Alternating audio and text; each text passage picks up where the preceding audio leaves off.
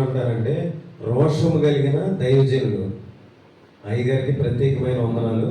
అయ్యగారిని బట్టి అందరూ చప్పట్లు కొడుతూ ఎస్ఐ నామాన్ని బయటపడతారు.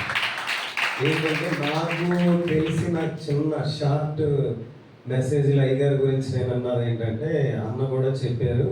అలాగే ఆశీర్వాదం పాస్టర్ గారు పాల్వంచ, ఆయన నాకు బావగారు అవుతారు.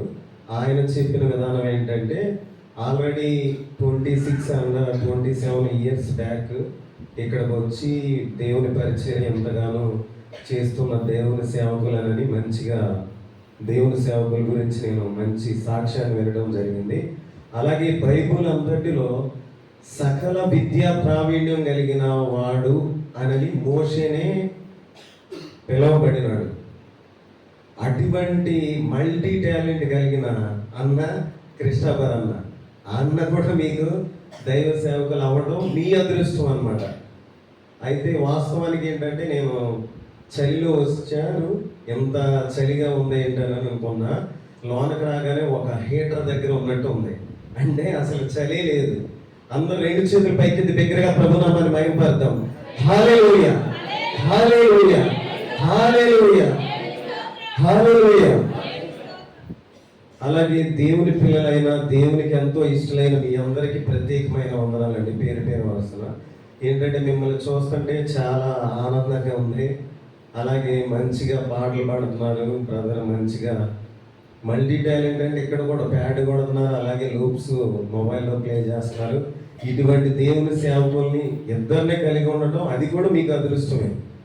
నేను ఏంటంటే వాక్యం చెప్పడానికి ముందు నేను వాక్యం వేరేది ప్రిపేర్ అయ్యా, కానీ ఏంటంటే కొన్ని వేరే మాటలు అంటే వాక్యానికి సంబంధించినవి కానీ కొంచెం డిఫికల్ట్గా ఉంటాయి, కొంచెం క్రొత్తదనంగా ఉంటాయి, కానీ మనకు ఉపయోగపడేవి. అవి చెప్పాలని నేను ఆశపడుతున్నాను.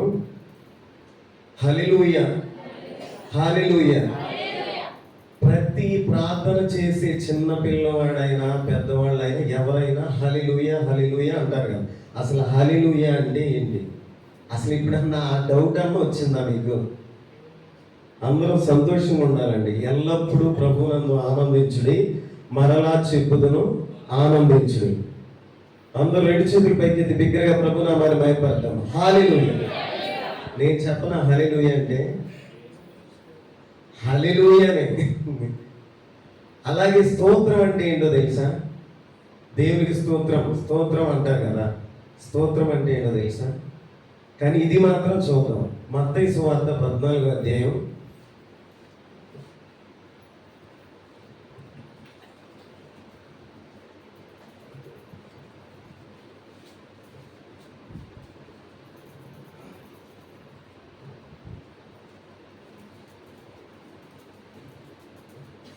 మత్తయి సువార్త 14వ అధ్యాయం 19వ వచనం.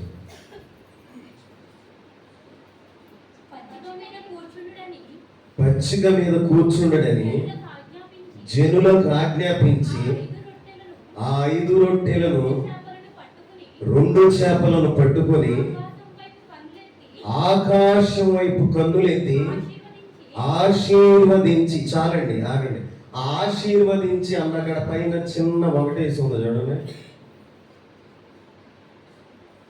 చదవండి ఏమన్నా. స్తోత్రం చేసి, ఇప్పుడు ఆ పచ్చిక అన్న దగ్గర నుంచి చదివి ఈ ఆశీర్వాదం దగ్గర స్తోత్రం యాడ్ చేయండి. అంటే మొదటి నుంచి చదువుకుంటారండి. పచ్చిక మీద కూర్చుండడని జనులకు ఆజ్ఞాపించి ఆ 5 రొట్టెలను 2 చేపలను పట్టుకొని ఆకాశం వైపు కన్నులెత్తి స్తోత్రము చేసి.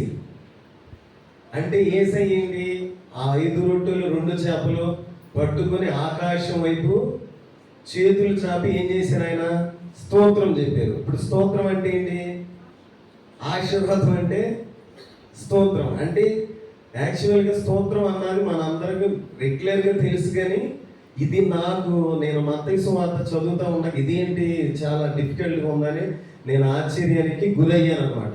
అంటే మ్యాక్సిమం ఏంటంటే స్తోత్రం అంటే హల్లెలూయా, స్తుతి, ఇవన్నీ మామూలుగా ఒకటే అని మనం అనుకుంటాం. నాకేంటంటే ఇది చాలా క్రొత్తదనంగా అనిపించింది, అందుకు ఈ మాట మీతో పంచుకోవాలనిపించింది. ఇప్పుడు ఏంటంటే ప్రతి సేవకులైనా చిన్నపిల్లలైనా సాక్ష్యం చెప్పడానికి ఎవరైనా వచ్చినా లేదా సింగింగ్ చేసేవాళ్ళు ఎవరైనా సరే దేవుని నామానికి మహిమ కలుగును గాక స్తోత్రం చెప్తాం హల్లెలూయా అని అంటారు. ఇప్పుడు స్తోత్రం అనేది ఎన్నిసార్లు చెప్పినా మనకే ఏంటి ఆశీర్వాదమే.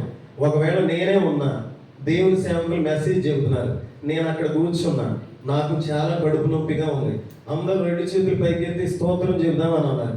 నాకేమో నొప్పిగా ఉంది, ఎందుకు అయ్య గారు ఇన్నిసార్లు చెప్పేస్తారు, చేతులన్నీ నొప్పి పడుతున్నాయి అనుకుంటాం.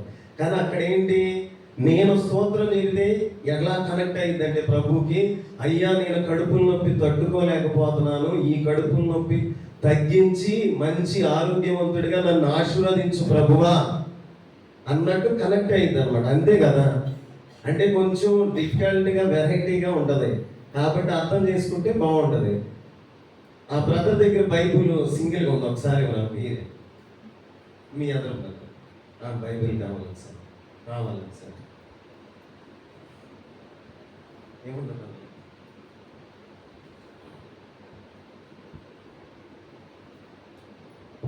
ఇప్పుడు స్తోత్రం అంటే ఏంటి, ఆశీర్వాదం కదా. ఇప్పుడు బైబిల్ ఉంది కదా, మీకు ఆలోచన ఏ రోజైనా వచ్చిందా, ఈ కవరు బ్లాక్గా ఉంది, దీని మీద ఏమో గోల్డ్గా పరిశుద్ధ గ్రంథం అని ఉంది, ఈ సైడ్ ఏమో రెడ్ ఉంది, ఇదేమో ఏదో తాళ్ళలాగా రెడ్గా ఉంది, లోనేమో వైట్ పేజెస్ ఉన్నాయి, ఆ వైట్ పేజెస్ మీద బ్లాక్గా రాసి ఉన్నాయి. అసలు యాక్చువల్గా బైబుల్ తయారైంది ఇలాగా. ఇప్పుడు ఏంటంటే అప్డేట్ వెస్ట్రన్ యుగం వచ్చింది కదా, బైబుల్స్ అన్ని కలర్స్ మారిపోయింది. ఇప్పుడు నేను ఈ బైబుల్ మామూలుగా విజయవాడ అంతా ఎదిగా ఉంది, కానీ ఏంటంటే కొరియా ప్రింట్ వేరే వేరే ప్రింట్స్ ఉన్నాయి. అయితే ఈ బైబిల్ కూడా ఒకటి కొనుక్కున్నా, ఇప్పుడు తీసుకురావడం మర్చిపోయా. నేను బైబిల్ చదివేటప్పుడు నాకు ఆలోచన వచ్చింది, అంటే ప్రతిదీ నేను బాగా పరిశీలనగా గమనిస్తాను అనమాట. ఊరికి అట్లా చదువుకుంటే ఏది వెళ్ళిపోదు, నాకు కలిగిన ప్రత్యక్షత అనమాట అది. అంటే మీతో పంచుకుంటున్నా అంతే, కొంచెం మీరు బోర్గా ఫీల్ అవ్వకుండా. ఖచ్చితంగా ఇది బ్లాక్గానే ఎందుకు ఉంది మీకు ఏంటంటే, ఇది చిన్నపిల్లలు పెన్సిల్ రాసేటప్పుడు ఏంటంటే ఆ పెన్సిల్ ముక్కు ఇరిగిపోయినప్పుడు మళ్ళీ వాళ్ళు ఒక షార్ప్నర్లో పెట్టి ఇది చెప్తే మళ్ళీ బాగా షార్ప్గా వచ్చింది. అంత షార్ప్గా మన మైండ్ని ఉపయోగిస్తే అర్థమైంది. ఖచ్చితంగా ఇది బ్లాక్గా ఉంది, బాగా అర్థం చేసుకోండి. దాని మీద గోల్డ్గా పరిశుద్ధ గ్రంథం అని ఉంది, మళ్ళీ సైడ్నేమో రెడ్గా ఉంది, మళ్ళీ ఒక తాడు ఉంది, అది రెడ్గానే ఉంది, లోన పేజెస్ ఉన్నాయి వైట్గా ఉన్నాయి, మళ్ళీ వాటి మీద అక్షరాలు ఉన్నాయి, అవి బ్లాక్గా ఉన్నాయి. నేను అర్థం చేసుకున్నాను, మీతో చెబుతున్నా. ఇప్పుడు కృష్ణాబాద్ బ్రదర్ ఉన్నారు, ఈరోజు మామూలుగా న్యూ ఇయర్ కాబట్టి పాల్వాన్స్ లేదు, మనందరం ఉన్నాం కాబట్టి ఒక 100 బిర్యానీలు తీసుకున్నారు. 100 బిర్యానీలు తీసుకుంటే ఎంత అయిందని అంటే ఏంటి, కంప్యూటర్ నుండి బిల్ ఇస్తారు కదా, అందులో ఏంటంటే బిర్యానీ ఎంత పడింది, chicken biryani, mutton biryani, fry biryani, dum biryani అని డీటెయిల్స్ అన్నీ ఉంటాయి కదా. బాగా వినాలండి, ఉంటాయి కదా. ఇప్పుడు బై అంటే ఏంటి, ఇంగ్లీష్లో కొనడం, బై అంటే కొనడం, బిల్ అంటే తెలుగులో చెప్పాలంటే రసీదు. అంటే ఏంటి, మనం ఏదైనా షాపింగ్ చేస్తే దాని డీటెయిల్స్ తరపున రసీదు, లేదంటే వేరే ఏమన్నా చెప్పి ఇప్పుడు స్టైలిష్గా చెప్పాలంటే రిసిప్ట్, లేదా అంటే మనం చేసిన ఖర్చుకి ఎంత అయిందన్న పర్టిక్యులర్ కోసం ఇచ్చే ఒక పేపర్ అనుకోండి తెలుగులో కదా, అంటే బిల్. బై బిల్ అంటే బై అంటే కొనడం, కొన్న బిల్లు చెప్పాలంటే అంతే కదా తెలుగులో, బై బిల్. ఏం కొన్నాం, ఎలా బిల్ అయింది. మనం ఏ భేదం లేదు, అందరూ పాపం చేసి దేవుడు అనుగ్రహించు మహిమను పొందలేకపోతున్నారు. ప్రపంచంలో ఉన్న ప్రతి మానవుడు పాపంతో నిండిపోయాడు. ఈ పాపం పోవాలంటే ఒక పరిశుద్ధుడు రక్తాన్ని చిందించాలి. ఆ పరిశుద్ధుడు ఎవరు, యేసయ్య. ఆయన పరలోకం నుండి భూలోకానికి వచ్చి మన పాపాల నిమిత్తం కలువరి సిలువలో రక్తాన్ని చిందించి, మనం పరిశుద్ధులుగా అవ్వాలంటే బిర్యానీ కొనాలంటే 100 రూపాయలు కావాలి స్టార్టింగ్. ఇంకా మంచి బిర్యానీ అయితే 150, ఇంకా మంచి బిర్యానీ అయితే 200, ఇంకా మంచి బిర్యానీ అయితే 250, ఇలా ఉంటుంది. అలాగే మనం పరిశుద్ధులుగా అవ్వాలంటే ఒక పరిశుద్ధుడు రక్తంతో కొనాలి. ఆ రక్తం కార్చి కొన్న బిల్లే ఈ బైబిల్. చప్పట్లు కొడుతూ యేసయ్య నామాన్ని భయపడతాం. హల్లెలూయా. ఎందుకంటే ఏవో పెద్ద పెద్ద ఇశ్రాయేలు ప్రజలు ఇవన్నీ చెప్పి మీకు ఇదనే కంటే కొంచెం బేసిక్ లాగా ఉండదని నేను చెప్పాలని ఆశపడే. బైబిల్ అంటే ఆయన రక్తంతో మనం కొన్నాడు. మనం దారిని వెళ్తుంటే చిన్నగా ఏదన్నా మన బండి మీద వెళ్తే చిన్నగా ఏదన్నా పడిపోతే వాళ్ళు వచ్చి మరలా మనకి ఇచ్చేయమంటారు, భలే వచ్చారు, థ్యాంక్స్ అయ్యా అని అంటాం. లేదా మనకి ఏదన్నా అవసరం అయితే ఎవరన్నా ఒక 1000 రూపాయలు ఇస్తే వాళ్ళు కూడా చాలా ఇదిగా ఫీల్ అవుతాం. లేదా ఆకలి బాగా వేస్తుంటే ఎవరన్నా మనకు సహాయం చేశారు, చాలా హ్యాపీ. కానీ రక్తాన్నే చిందించి తన రక్తంతో మనల్ని కొన్నాడండి. ఆ కొన్నందుకు ఆయన కొన్నాడు అనడానికి రుజువు ఏంటయ్యా అని అంటే ఇదేనయ్యా అన్నదన్నమాట ఈ బైబిల్. మరి సైడ్ రెడ్గా ఉంది అని అంటే ఏంటంటే ఆయన చిందించిన రక్తం అన్నమాట. ఆయన కలువరి శిలువలో రక్తాన్ని చిందించినప్పుడు ఏంటంటే ఇది చిన్న పిల్లలప్పటి నుంచి చర్చి తెలిసిన ప్రతి ఒక్కరు విని ఏంటంటే యేసయ్య ఏముంది మన పాపాల నిమిత్తం ఆయన చనిపోయారు అని ఇలా సింపుల్ గా తీసుకుంటే ఏంటంటే లైట్ తీసుకుంటే ఏముండదు, ఏమనిపించదు. ఏ రోజైనా చిన్న బ్లేడ్తో ఇట్లా స్కిన్ మీద కొద్ది కోసుకోండి మీరు, ఎలా ఉంటది? పూల్ కేక్ తిన్నట్టు చాలా పూల్గాను తీగా ఉంటుందా? మంట పుట్టిపోతుంది. అటువంటిది ఆయన శరీరం మీద గాలాల్లాగా వేసి ఇట్లా చీరితే మాంసం ముద్దల్లాగా ఇలా రెబ్బన్లు వచ్చేసినాయండి. అలా అటువంటి శ్రమ పొందుతూ ఆ బ్లడ్తో మనల్ని కొన్నాడు ప్రభు. దానికి నిజ స్వరూపమే ఈ బైబిల్. అలా చిందించిన రక్తానికి గుర్తుగా ఈ సైడ్ రెడ్డగా చేసారేమో అని నా ఆలోచన. తర్వాత ఇదేంటంటే మనం చదువుకుంటా ఉంటాం కదా, ఇప్పుడు యేసయ్య ఇప్పుడు మనం బండి వేసుకుని వెళ్తూ ఉంటాం, సిగ్నల్స్ ఉంటాయి.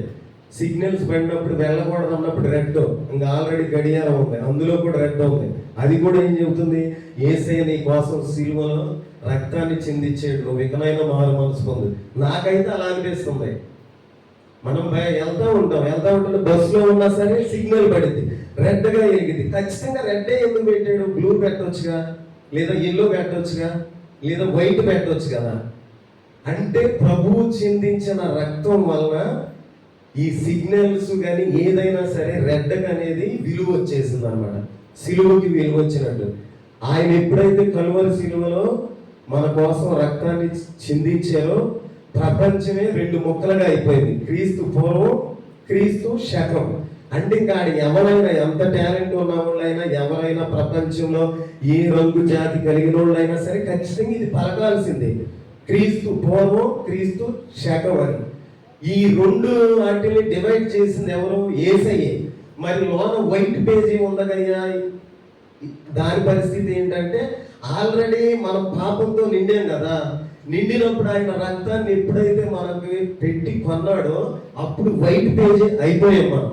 మరి వైట్ పేజ్ అయ్యాక మళ్ళీ బ్లాక్ అక్షరాలు ఎందుకు వచ్చినాయి అంటే ఆల్రెడీ పరిశుద్ధులుగా ఉన్న అవ్వాదములు ఏం చేశారు? అన్నీ చెప్పాడు ఆయన. అమ్మ దయచేసి ఇది మాత్రం తినొద్దని చెప్పారు. చెప్తే ఏం చేసింది? సైతాన్ వచ్చి అవ్వమ్మని మోసం చేసింది. చేసినప్పుడు ఏంటి? తప్పు జరిగిపోయింది, పాపంలో పడ్డారు. అప్పుడు నుండి స్టార్ట్ అయింది ఈ వైట్ పేజీ మీద ఈ అక్షరాలు రాయడం అనేది. అప్పటి నుంచి మొదలైంది. సేమ్ మళ్ళీ దీన్ని థింకింగ్ చేస్తే ఆదికాండం నుంచే ఉంది ఆ వైట్ పేజీ మీద. అంటే అక్కడి నుంచి అవ్వాదములు ఏం చేశారో ఆడ నుండి రాయటం మొదలైంది. వాళ్ళ నుంచి రాయటం. మరి బిల్ బుక్లు అన్నీ ఉండాలి కదా. బిర్యానీ ఎంత అయింది, పెయింట్ డబ్బా ఎంత అయింది, మనం కొన్న డ్రెస్ ఎంత అయింది. ఇప్పుడు అందుకే బిల్ బుక్ లో ఎలా ఉంది, మనం ఎలా జీవించాలి, యేసయ్య మన కొరకు ఏం చేశారు, ఆయన ఏ మేలులు చేశాడు, భక్తులు ఎలా ఉన్నారు, మనం ఎలా ఉండాలి, ఆ అక్షరాలే. అంటే ఇది నాకు కలిగిన అనుభూతి అనమాట బైబిల్ చదువుతుంటే. ఇది మీతో పంచుకోవాలనిపించింది, నేను అందుకు ఆ విషయం చెప్పడం జరిగింది. అందరూ 2 చేతులు పైకెత్తి బిగ్గరగా ప్రభు నామాన్ని మహిమపడతాం. హల్లెలూయా, హల్లెలూయా. ఇంకో చిన్న క్వశ్చన్ మీకు. దేవుని సన్నిధికి వచ్చాం కదా మీరందరూ, రావడం వల్ల ఏమన్నా ఉపయోగం ఉందా? ఉంటే అదేంటి? కానీ మీ అందరికి తెలుసు. మళ్ళీ నేను చెప్తే అది మనం ఎందుకు చెప్పలేకపోయాం ఈ చిన్న విషయం అన్నట్టు ఉంటుంది. దేవుని సన్నిధిలో ఇప్పుడు మనం అందరం ఉన్నాం, కానీ మనం అందరం ఉండటం వల్ల ఒక దీవెన ఉంది మనకి. ఆ దీవెన ఏంటి? ఇంకో కొంతమంది ఇప్పుడు బ్రదరే మానేస్తే బ్రదర్ ఒకటి కోల్పోయారు. అదేంటి? ఇది ఒకసారి చూద్దాం మనం. ఒకసారి 84వ కీర్తన,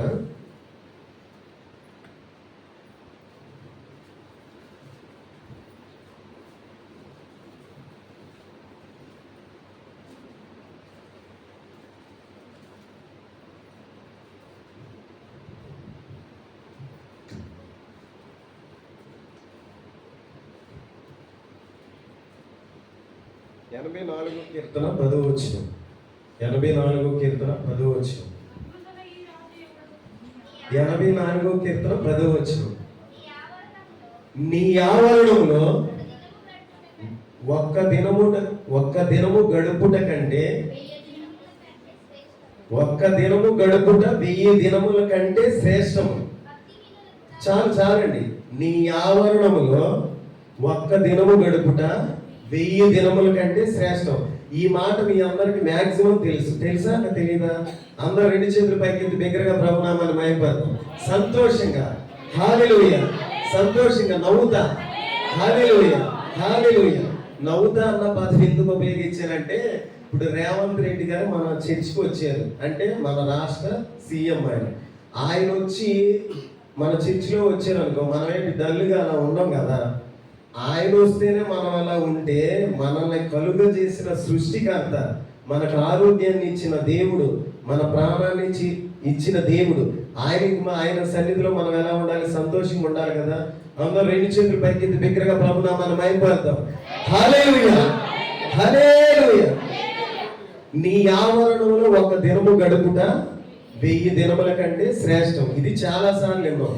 ఇదేముంది విన్నాం కదా, ఇక్కడే అసలు ట్విస్ట్ ఉంది.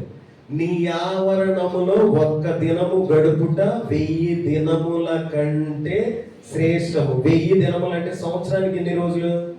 365 రోజులు. 365 ఇంటూ 3 ఎంత చూడండి ఒకసారి, 1095. ఇక్కడ ఏమన్నాడు? నీ ఆవరణంలో ఒక్కరోజు ప్రార్థన జరుగుతుంటే ఆ ప్రార్థనకి నేను వచ్చాను అనుకోండి, 1000 దినముల కంటే శ్రేష్టం. అంటే మన జీవితంలో 1000 రోజుల కన్నా పై రోజులు యేసయ్య ఇస్తే, ఆ రోజులను పొందే దీవెన ఒక్కసారి యేసయ్య సన్నిధిలో గడిపితే అంత దీవెన మనం పొందుకుంటాం. చప్పట్లు కొడుతూ యేసయ్య నామమున అంటాం. హల్లెలూయా. ఇది తెలుసు, కానీ లాజిక్ తెలిసిందా మీకు? కానీ ఇది ప్రతి ఒక్కరికి తెలుసు. కానీ నేను ఏ యూట్యూబ్లో చూడలా, ఏ దైవ సేవకుడు చెబుతుంటే వినలా. నేను చదువుతుంటే నేను అంత లోతులోకి వెళ్ళి చదివాను కాబట్టి నాకు తెలిసిందేమోనని నా ఫీలింగ్. ఇప్పుడు వస్తే ఆ దీవెన, రాకపోతే ఏంటి? సేమ్ దాన్ని రివర్స్ చేసుకోవడమే. 1000 రోజుల కన్నా ఎక్కువ రోజులు మనకు ప్రభు ఇచ్చాడు. ఇస్తే వాటిలో నుండి మనకు దీవెన ఉంటది. అన్ని రోజులు దీవెన కోల్పోయినట్టే. అంటే జస్ట్ ఒక్కసారి ప్రేయర్ జరిగినప్పుడు ఏదో కారణం చేత మనం మారడం వల్ల ఎంత లాస్ అయిపోతున్నాం? 1000 దినాల కంటే ఎక్కువ వచ్చే దీవెన్ని జస్ట్ ఒక్కసారి మారినందుకే. అవునా కదా? అర్థమవుతుంది కదా నేను చెప్పేది? కరెక్టే కదా? బైబిల్లో ఉంది కదా, స్తోత్రం అన్నది కూడా కరెక్టేగా. అంటే నాకు వచ్చినవి చెబుతున్నా నేను. అంటే మీరు రియాక్షన్ ఏంటంటే, ఏంది ఎలా చెబుతున్నాడు ఏంటి అన్నట్లో ఉంది. నాకు అలా చూసినప్పుడు ఏంటంటే, 2003 డిసెంబర్ 31 వాస్తవం ఈ రోజు నా పుట్టినరోజు. అంటే బాప్తిసం పొందిన రోజు. బాప్తిసం ఎప్పుడైతే పొందానో నేను అప్పుడు రియల్గా పుట్టిన బాప్తిసం లేదు, ఇంకా ఇదే పుట్టినరోజు. ఎందుకంటే ఇంకా అది మనకి వేస్ట్ అయిన జీవితం కదా. ప్రభుతో ఎప్పుడైతే గడుపుతామో అదే మన పుట్టినరోజు కదా. ఆ రోజు నుంచి నేను బైబుల్ చదువుతా ఉండగా నాకు కలిగిన ప్రత్యక్షలు అన్నమాట. అంటే ఏంటంటే చాలా ఇష్టంతో బైబుల్ నేను చదివాను. ఆ విషయాలు మీకు ఎందుకు చెప్పాల్సి వచ్చిందంటే, ఇవన్నీ నేను ఎక్కడా వినలా. మామూలుగా బాప్తిసం పొందిన తర్వాత భయంతో ఇలా మన అయ్యగారు, ప్రభుదాస్ అయ్యగారు లాగా దేవుని సేవకులు ఒక వాక్యం చెబుతున్నారు. ఏలియా మనలాంటి స్వభావం గల మనుషుడే, కానీ ఆయన ప్రార్థన చేస్తే వర్షం వచ్చిందంట, ప్రార్థన చేస్తే వర్షం ఆగిపోయిందంట. అంటే మనలాంటి మనిషే, కానీ మరి మనం ప్రార్థన చేస్తే బాగా నల్లగా పట్టిన మొగ్గులు కూడా ఆగిపోతున్నాయి, పడే వర్షం కూడా. కొంతమంది డల్గా ఉన్నారు. అందరూ రెండు చేతులు పైకెత్తి బిగ్గరగా ప్రభునామాన్ని మహిమపడతాం. హల్లెలూయా, హల్లెలూయా, హల్లెలూయా. ఇలా నేను ఈ విషయాలు మీకు చెప్పాలని అనుకోలే. నేను మంచి వాక్యాన్ని ప్రిపేర్ అయ్యా, కానీ ఏంటంటే అక్కడ కూర్చుంటే ఎందుకో ఈ మాటలే చెప్పాలని నాకు ప్రేరేపణ కలిగిందన్నమాట. దేవుని సన్నిధిని మారడం వల్ల మనం ఏయో పెద్ద పెద్ద వాక్యాలు చెప్పి దాన్ని ఫస్ట్ ఏం చేయాలి, అసలు దేవుని సన్నిధిలో ఉండాలి కదా. ఫస్ట్ మనం రైస్ వండాలండి. వండాలంటే ఏం కావాలి? గ్యాస్ పొయ్యి, దాన్ని వెలిగించడానికి స్టార్టర్ లాంటిది అది కావాలి, తర్వాత పాత్ర కావాలి, వాటర్ కావాలి, రైస్ కావాలి. ఇవన్నీ ఉన్నా చేయడానికి పర్సన్ కావాలి. ఫస్ట్ ఇవన్నీ ఉంటే ఇంకా వేరే దానికి కావాల్సినవి కూడా ఉంటే పలావ్ అయినా చేసుకోవచ్చు, పులిహార అయినా చేసుకోవచ్చు, వైట్ రైస్ అయినా చేసుకోవచ్చు. ఇవన్నీ చేసుకోవాలంటే ముందు ఏం కావాలి? దేవుని సన్నిధికి రావాలి. సేమ్ ఇదే మెసేజ్ నేను చెప్తే ఒక చర్చిలో ఏం చేశారంటే తప్పు పట్టారు. ఏం తప్పు తెలుసు? అది నేను ఆ వాక్యం చెబుతా ఏంటంటే నువ్వెవరైనా సరే దేవుని సన్నిధికి రా అని అన్నా. వాళ్ళు దాన్ని ఎలా అర్థం చేసుకున్నారంటే ఏంది అయ్యగారు ఎలా చెబుతున్నారు అంటే ఎంత గాలోడైనా దేవుని సన్నిధికి రావచ్చా అని అన్నారు. అయితే వాళ్ళు అది అనగానే నాకు మైండ్ పోయింది. అప్పుడు నేను మళ్ళీ బైబిల్ చదువుకుంటే ఆయన ఏంటి, నేను పాపులను పిలవడానికి వచ్చాను అన్నాడు. తర్వాత రోగులకే కానీ వైద్యుడు మంచోళ్ళకి కాదు అని అన్నాడు. ఇప్పుడు సపోజ్ నేనే త్రాగుబోతున్నాండి అన్న మెసేజ్ చెబుతున్నారు. ఆల్రెడీ తాగే ఉన్నా. ఫస్ట్ అందరం అంతే కదా, కరెక్ట్. అసలు ఏ భేదం లేదు. అందరూ పాపం చేసి దేవుడు అనుగ్రహించి మహిమను పొందలేకపోవచ్చు. అందరూ ఒకటే బడి. ఫస్ట్ వచ్చిన తర్వాత దేవుని సేవకులు చెప్పే వాక్యాల ద్వారా మనం ఇప్పుడు కత్తి ఉంది, అది ఒకేసారి పొదును రావాలంటే అందులో కాల్చాక అది ఎర్రగా నిగనిగలాడిపోతూ ఉంటుంది. అయ్యాక దాన్ని మీద సుత్తితో కొట్టాక మళ్ళీ ఆ రాయితో మీద ఇలా రాశాక అప్పుడు పదును వచ్చింది. అది ఫస్ట్ చర్చికి రావాలి కదా. అలా అయ్యగారు అన్నారు, మాకు బాధ వేసిందని అన్నారు. నాకు మైండ్ పోయింది. అంటే ఏంటి, ఇలా కూడా ఉంటారా ప్రజలని. అందుకు ఒకవేళ ఎక్కువ సార్లు స్తోత్రం చెప్పడం వల్ల ఏంది అయ్యగారు ఇన్నిసార్లు చెప్పించారని మీరు కూడా నొచ్చుకుంటారేమో అన్న ఇదితో స్తోత్రం అంటే ఏంటని అది చదివించాల్సి వచ్చిందనమాట. సంతోషంగా అందరూ రెండు చేతులు పైకి దగ్గరగా ప్రభునామాన్ని మహిమపడతాం. హల్లెలూయా. అర్థమవుతుందండి నేను చెప్పే వాక్యం? ఓకే, దేవునికి స్తోత్రం. అలాగా దేవుని సన్నిధికి మనం రావాలి. ఫస్ట్ దేవుని సన్నిధికి వస్తే ఏమైంది? ఫస్ట్ దీవెన. ఒక్క దినం గడిపితే ఎంత దీవెనండి, 1000 దినముల కంటే శ్రేష్టం ఇస్తున్నాడు. ఎంత గొప్ప దేవుడు అండి. ఇందాక ఏం చేశాడు ఆయన రక్తంతో మనల్ని కొన్నాడు. ఇప్పుడేంటి, కొని దేవుని సన్నిధికి రండి అయ్యా అంటే వస్తే ఏముంటుంది అయ్యా అంటే సన్నిధిలో ఏముంది, వచ్చాము, దీవెన ఏది అని అన్నాడు. బ్రదరే, నీ సన్నిధిలో సంపూర్ణ సంతోషం కలదు. అంటే బయట ఉంది సంతోషం, కానీ దేవుని సన్నిధిలో ఏంటంటే సంపూర్ణమైన సంతోషం ఉండదు. రెండు చేతులు పైకెత్తి ప్రభునామాన్ని మహిమపడతాం. హల్లెలూయా. 2024 డిసెంబర్ 31 డిసెంబర్ వస్తుంది, కానీ 2024 డిసెంబర్ 31 ఇంకా రాదు. వస్తుందా? ఇంకా రాదు. సేమ్ మళ్ళీ ఈ రోజు కావాలంటే ఎన్ని యుగాలు గడిచినా ఎన్ని తరాలు గడిచినా రాదు. సేమ్ దేవుని వాక్యం కూడా ఏం సెలవిస్తుందంటే చదువుదామా?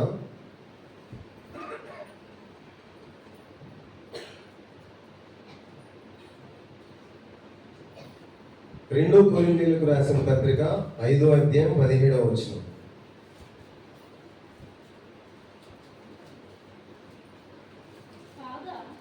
కాగా ఎవడైనను క్రీస్తునందు ఉన్న ఎడల వాడు నూతన సృష్టి, పాతవి గతించెను, ఇదిగో క్రొత్తవైన. చాలండి.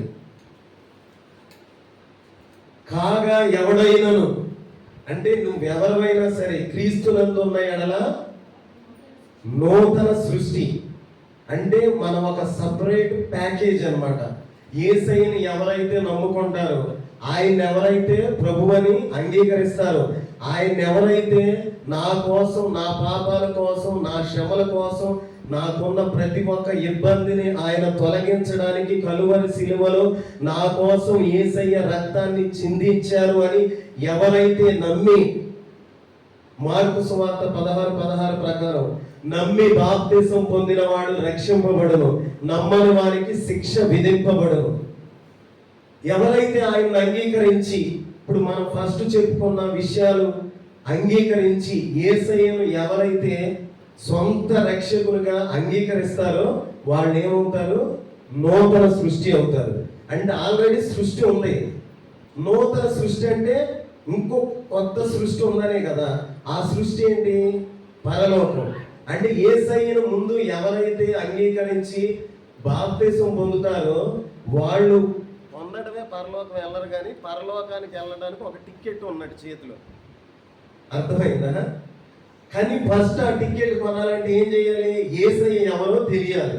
తెలియడం అంటే అందరికీ తెలుసు, కానీ ఇందాక ఆ వాక్యం కూడా మనకు తెలుసు, కానీ అలా ఎందుకు మనం అర్థం చేసుకోలేకపోయాం? అంతే కదా. వాక్యం తెలియటం వేరు, వాక్యం అర్థం చేసుకోవడం వేరు, వాక్యానుసారంగా జీవించడం వేరు. వాక్యం తెలుసు నాకు బాగా, అయ్యగారు వాక్యం బాగా చెబుతారు, అన్న వాక్యం బాగా చదువుతారు, అయ్యగారు వాక్యానుసారంగా జీవిస్తారు. వీళ్ళలో ఎవరు బెస్ట్?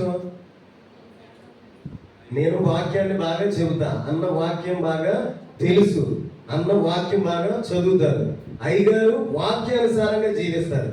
ఎవరు కరెక్ట్? ఎవరు? ఎందుకని? కానీ మాలాగా చెప్పలేదు అయ్యగారు, మాలాగా వాక్యం తెలియదు అయ్యగారు. అంటే జస్ట్ అనుకుందాం, తెలియదు, మాలాగా చదవలేదు, కానీ ఒకటి మాత్రం తెలుసు, ఏంటి? జీవించడం తెలుసు. మీరు ఒకటి గుర్తుపెట్టుకోండి, పాటలు పాడే వాళ్ళని ప్రపంచం అంతా చూస్తుంది, లైక్స్ వస్తాయి, వ్యూస్ వస్తాయి. వాయిద్యాలు కొట్టిన వాళ్ళని ప్రతి ఒక్కళ్ళు చూస్తారు, అబ్బా భలే పాడుతున్నాడా అన్న, భలే కీబోర్డ్ ప్లే చేస్తున్నాడా అన్న అని అంటారు. కానీ పరిచర్య చేసే వాళ్ళని చూస్తారు, బాగా పరిచర్య చేస్తారంటారు. కానీ ఒంటరిగా ఉండి ప్రభుతో గడిపే వాడిని మాత్రం ఎవరో పట్టించుకోరు, కానీ ఒక్కళ్ళు పట్టించుకుంటారు. ఆయన ఎవరో? యేసయ్య. చప్పట్లు కొడుతూ యేసయ్య వాడి మైపడతారు. నేను చాలా దినాలు ఏమనుకునేవాడిని, పాటలు అంటే బాగా ఇష్టం, నేను బాగా పాడాలి, నన్ను అందరూ చూడాలని అనుకునేవాడిని, ఓన్లీ ప్రార్థన చేస్తూ ఉండేవాడిని. కానీ ఇప్పుడు ప్రార్థన చేసిన ఏంటంటే, కళలో ఏ అయినా సరే వాక్యాన్ని చెప్పినట్టు, అసలు వాక్యం అంటేనే నాకు ఎలర్జీ. ఊరికే ఏదో చక్కగా సాదా సీదాగా అలా ఉంటా, మంచిగా బైబిల్ చదువుతా, ఒక విశ్వాసలాగా గడపాలనే ఉండేది. కానీ ఏంటంటే మా అమ్మ చెప్పే దర్శనాలు కూడా మా చిల్లోడికి వచ్చినా సరే ఏంటంటే, మా అమ్మ అయితే వేరే వాళ్ళతో బాయ్ అయ్యగారు అవ్వాలని ప్రార్థన చేయండి అయ్యా ఇలా అంటూ ఉండేది. కానీ నాకు మాత్రం ఏంటంటే ఇదైతే ఏంటంటే, అంతకుముందే ఇప్పుడు ఇటువంటి పెద్ద అనుభవం కలిగిన దైవ సేవకులు ఏమనేవాళ్ళు అంటే, సేవ ఈజ్ ఈక్వల్ టు చావు.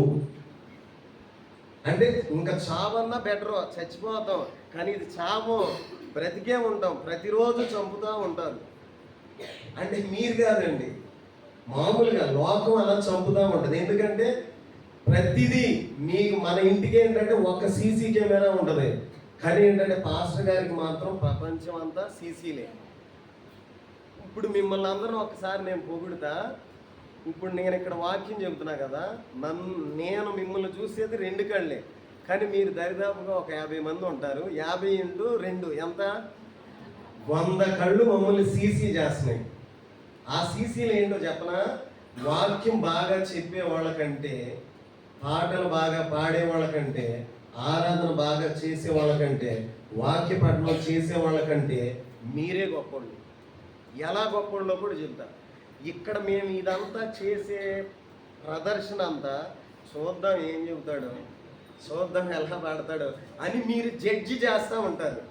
కానీ ఈ విషయం మీకు తెలియదు, అవునా కదా? ఏంటో మనకి దరిద్రం వచ్చి ఇప్పుడు కింద కూర్చోవాలి, వాళ్ళేమో చక్కగా పైన కుర్చీల్లో కూర్చుంటారు అని మీరు కాదు, మా ఆంధ్రాలో ఒక చోట అనుకున్నారు. అప్పుడు నేను చెప్పాను అనమాట ఈ మాట, మీకున్న యోగ్యత ప్రపంచంలో ఎవరికి లేదయ్యా అని నేను అన్నా. మళ్ళీ సేమ్ టైం మళ్ళీ వాక్యంలోకి వస్తే, ప్రపంచంలో గొప్పోడు ఎవరన్నా ఉన్నారంటే ఒక్క సేవకుడే. చప్పట్లు కొడుతూ ప్రభునామాలు. సేమ్ టైం మళ్ళీ ప్రపంచంలో అత్యధికమైన శోధనలు పొందే వ్యక్తి కూడా సేవకుడే. దీనికి కూడా చప్పట్లు కొడుతూ ప్రభునామాన్ని మాట్లాడుతున్నాం. ఎందుకంటే వాక్యం ఏంటంటే 2 అంచులు కలిగిన ఖడ్గం అని అందరూ చెబుతారు. ఎలా ఖడ్గం అని అంటే యవనస్తులు తప్పక తొట్టిల్లుదురు.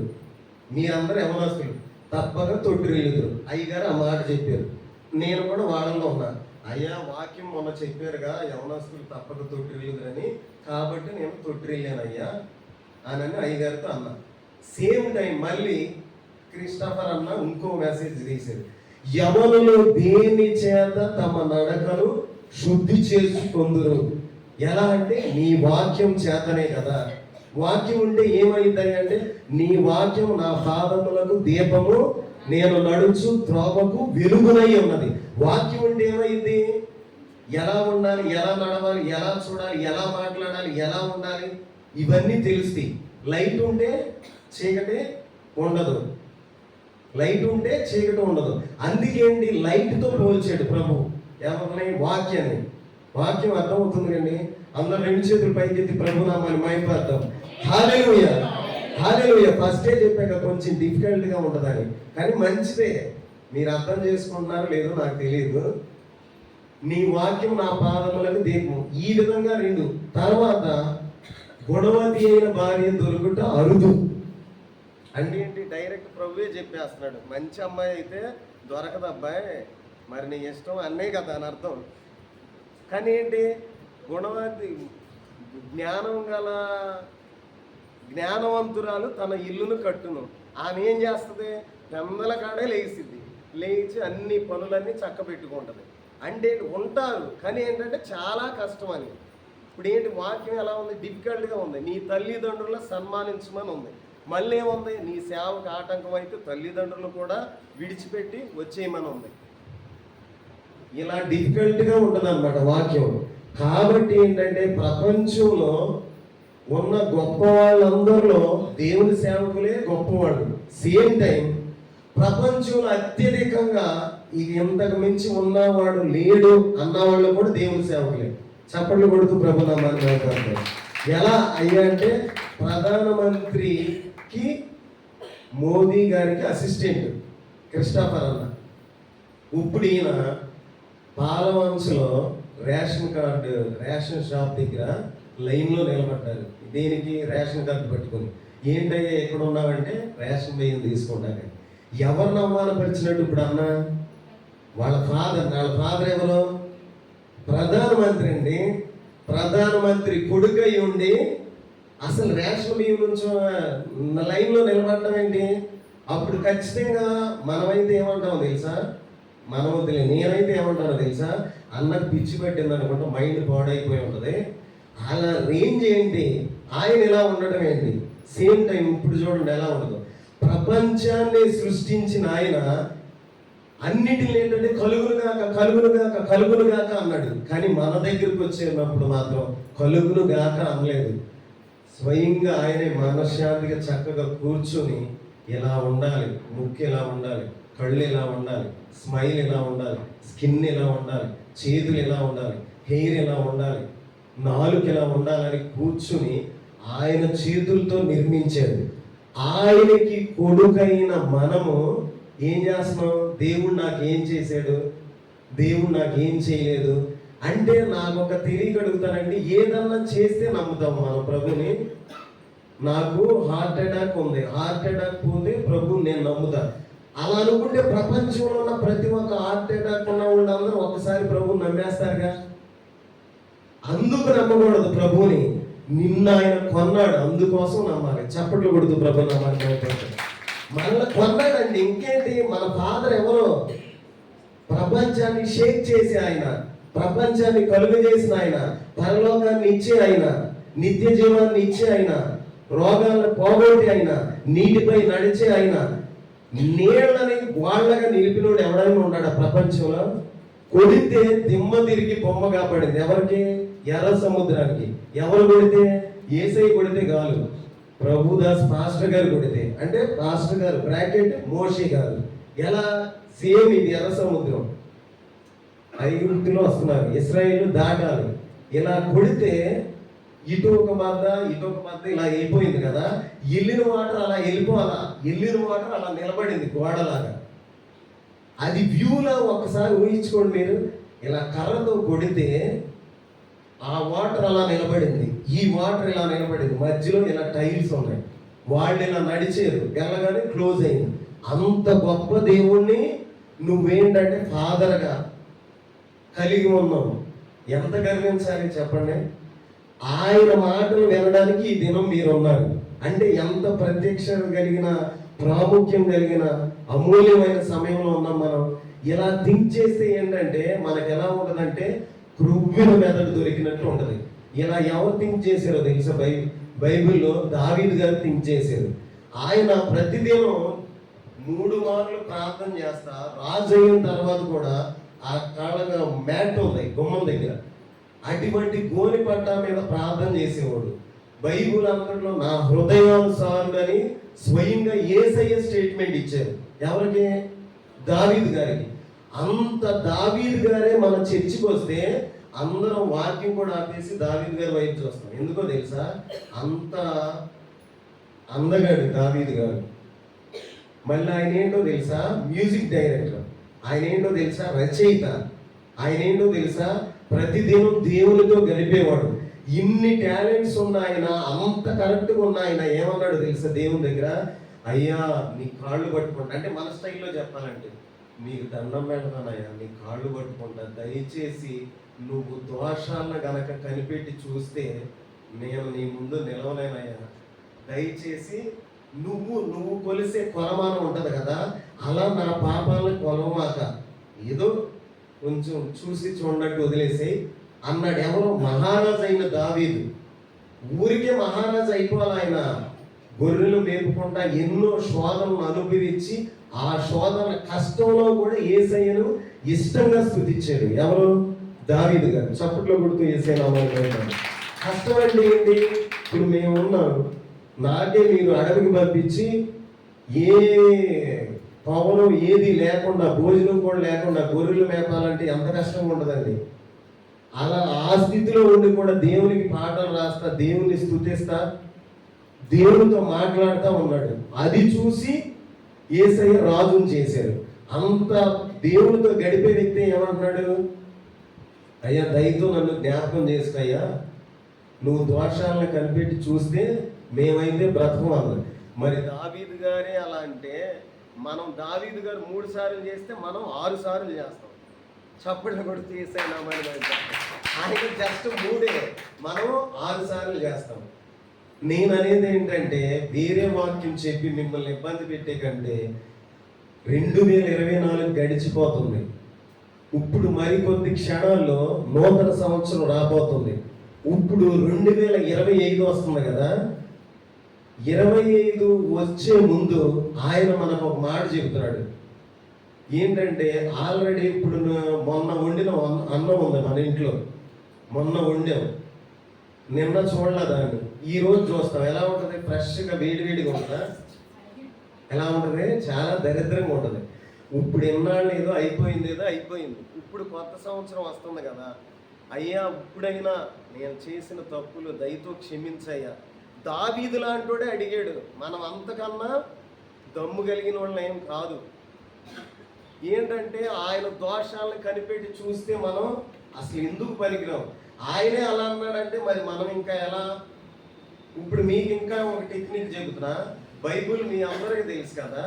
బైబుల్ ఎన్ని పుస్తకాలు? 66 కదా. చాలా బాగా చెప్పారు. చప్పట్లు కొడితే యేసయ్య నామమున. ఇప్పుడు ఇంకా దానికన్నా డెడ్ ఈజీ క్వశ్చన్. మొదటిగా రాయబడిన పుస్తకం ఏది? భయపడతా చెబుతారు ఏంటండి? ఆదికాండం. కానీ ఏంటంటే కాదు, అందుకే బైబిల్ చదవాలి. అర్థమైందా? బైబిల్ 2 అంచులు కలిగిన ఖడ్గం. మొదటిగా రాయబడిన పుస్తకం ఏంటి? అందుకే నేనేమంటానంటే ప్రతిదినం వాక్యాన్ని చదవాలి. ఉదయం లేవగానే మన కళ్ళు తెరవడమే కీర్తనలు చూడాలి. నైట్ మళ్ళీ పడుకునేటప్పుడు ఏంటంటే సామెతలు చదవాలి. ఇప్పుడు ఈ చిన్నపిల్లలు ఉన్నారు, చదువుకునే వాళ్ళు మీరందరూ ఉన్నారు. బాగా చదువు రావాలంటే ఏం చేయాలి? బాగా చదువు రావాలంటే మంచిగా చదువు చెప్పే కాలేజీలో జాయిన్ అవ్వాలి, లేదా మంచి కోచింగ్ తీసుకోవాలి. ఇది మనం చెప్పేది. మన మ్యానుఫ్యాక్చరింగ్ ఎవరు? యేసయ్య. అంటే మనం తయారు చేసింది ఎవరు? యేసయ్య. ఇప్పుడు ఆయనకి తెలుసు కదా చదువు రావాలంటే ఏంటి. కానీ సామెతల్లో ఏమన్నా ఉందో తెలుసా? రుచి అయిన మాటలు పలుకుట వలన విద్య ఎక్కువైపోతుంది, రావడం కాదు. చప్పట్లు కొడుతూ యేసయ్య నామాన్ని మైంపడతాం. మనల్ని కలుగ చేసిన ప్రభు ఏమంటున్నాడు? రుచి అయిన మాటలు పలుకుట వలన విద్య ఎక్కువైపోతుంది, రావడం కాదు. అన్నోడికి ఏమైపోతుంది? పొంగిపోతుంది. అర్థమైందిగా? అలా అంటే విద్య రావడం కాకుండా ఎక్కువైపోద్ది. ఈ మాట ఎందుకు చెప్పారంటే ప్రతి ఒక్కరు ఇప్పుడు సండే మామూలుగా ప్రేయర్కి రండి అంటే ఏంటో ఎగ్జామ్స్ ఉన్నాయి, కాలేజ్ ఉంది అని అంటున్నారు. కాలేజీ ఉంది, కాలేజీకి వెళ్తే చదువు వచ్చింది. కానీ ప్రభు ఏం చెబుతాడు? రుచి అయిన మాటలు. రుచి అయిన మాటలు ఎక్కడ ఉంటాయి? రుచి రెస్టారెంట్లో ఉన్నాం. ఎక్కడ ఉంటాయి? పరిశుద్ధ గ్రంథంలో ఉంటాయి.